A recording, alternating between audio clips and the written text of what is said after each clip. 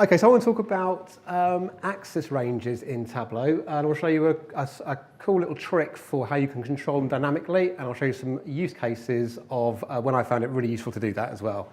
So first of all, let's have a look at what Tableau gives us out of the box in terms of axis control. We have two basic options. One is automatic, meaning that axis will be drawn to the extent of your data, and you can include or not include zero as well. And the other option is fixed, meaning that you have to actually hard code in exactly what your axis range values will be.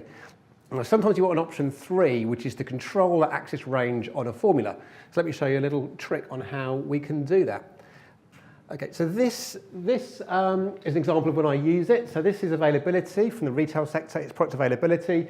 And as you can probably see, the thing with availability is that due to the high value of the sales values, a percentage change of around 1 to 2% is something quite significant, but it's very hard to see visually here. I want to call this out to somebody. So one thing I could do to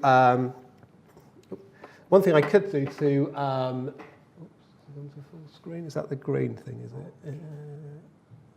Yeah, green one. Green one, there we go. So one thing I could do here is I could get rid of the 0. So if I do that, I now get a much sort of calling out something that the value is going down, they've got to sort something out. However, this is not always going to be the best answer, because if I look here at this product, this looks exactly the same, but actually if you look at the scale, this has only moved by a minute fraction of a percent. So what I want to do is not draw the axis to 0, but I want to draw it not quite to the data either. So how can we do that? We're going to need a formula, and when we're doing this, we're going to basically be using table calculations or LOD expressions, things that can look at all the data points and make an assessment over that. So here is my formula for what I want. And so you can see my formula there is the window min of availability. So it's going to look at all my points and find what the minimum is, and then I'm going to take away 0.5%. And any green pill that you bring onto your detail pane, you can set up as a reference line. So if I go into here, I can add a reference line. I've brought my field here onto here. It's an entire table, it's my scope. There is my formula. And the trick is really just to get rid of the label and the line. That's it. I wish it was harder. And that's it. And now Tableau's forced to draw the axis down to the reference line. And so when I look at my other product, I get a proportional amount of alarm to whether I should sort that out or not. So that's one way we control the axis. The other way, if I look at another example I have here, this is a dashboard looking at a business-to-business service. It's looking at the engagement level of varying companies.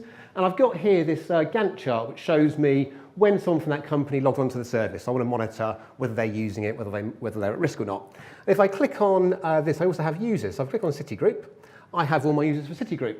And fortunately for me, someone has logged in from Citigroup from the first day of my data and the last day, and therefore my axes here are synchronized. They completely line up. However, if I click on MTV, now they're not, because MTV only has those 2 points. Tableau's going to redraw the axis to that, and that's pretty ugly, and we don't like that. That keeps me up at night. So what we're going to do here is a similar trick. This time, though, we're going to use fixed LOD expressions. The good thing with them is they're computed before any filters are applied, or regular filters are applied. And therefore, even when we filter down to MTV, as we have here, they will still be able to get the extent of the data. So let's have a look at my start of my data.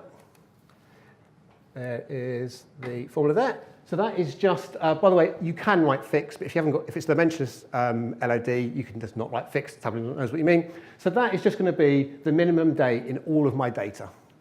And unsurprisingly, I also have a max version as well, which is just the max of all the data. I've got my put my 2 green pills onto here, and I right-click, have my reference line, entire table. 1 for max, get rid of any of the formatting. Add another reference line, you can have as many as you want. There probably is a limit, but I've not come to it yet. And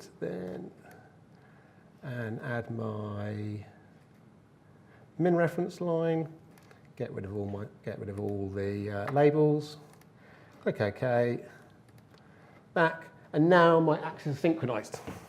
So it's worth, I mean, although this is quite a sort of a particular example, being able to sync your axes across sheets gives you great scope to do some pretty amazing things in Tableau. So it's quite a useful but very simple little trick. I've got one more quick example to show you. I haven't got time, unfortunately, to go into exactly how I've built it and the formulas, but you can come to me afterwards or ask a question about it. So this is a dashboard looking at year-to-date reports, looking at categories. One of my favourite ways of doing this is to use these variance bars here. And I've used a fake reference line to find the longest bar, create a negative version of it, a positive version, and now my axes are symmetrical.